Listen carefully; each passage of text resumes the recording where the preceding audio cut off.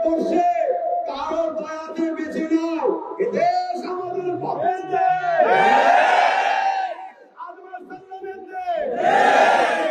হিন্দু, খ্রিস্টান, দলিত, আদিবাসী, সাঁওতাল, বাঙালি, তুলে, মুচি, যে হোক, যে ধর্ম মানে না এই দেশে জন্ম হয়েছে, তাদেরও ভারতবর্ষ।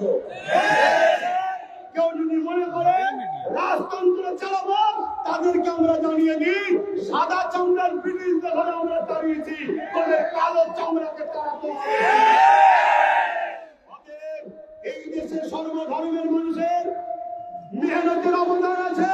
সর্বধর্মের মানুষেরা এদেশের জন্য লড়াই করেছে, রক্ত দিয়েছে, জীবন দিয়েছে।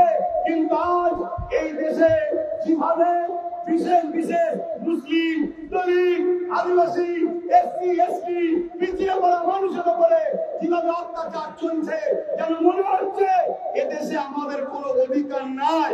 তাই এদেরকে অধিকার আছে কিনা নাই, আমাদেরকেও গণতান্ত্রিক প্রক্রিয়াতে জবাব দিতে হবে।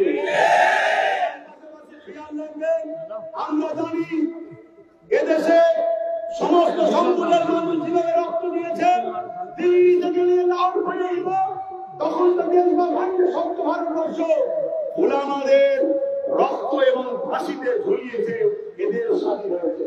ইন্ডিয়া থেকে সব থেকে বেশি মুসলিম সম্প্রদায়ের নাম আছে, কিন্তু আমরা ওটা নিয়ে দেশের মধ্যে বিভাজন তৈরি করাকে পছন্দ করি না।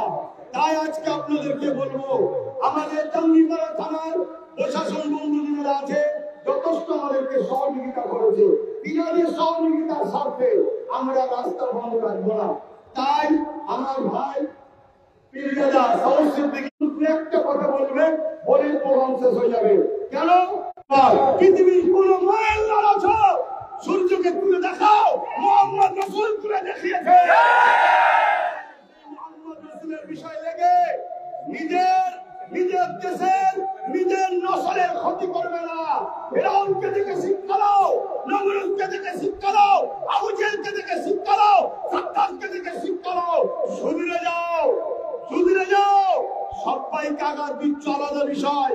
মুহাম্মদ সাল্লাল্লাহু আলাইহি ওয়াসাল্লাম প্রত্যেকটা মুসলমান ইমানদারের জানের থেকেও বেশি কাছের দামি জিনিস আল্লাহ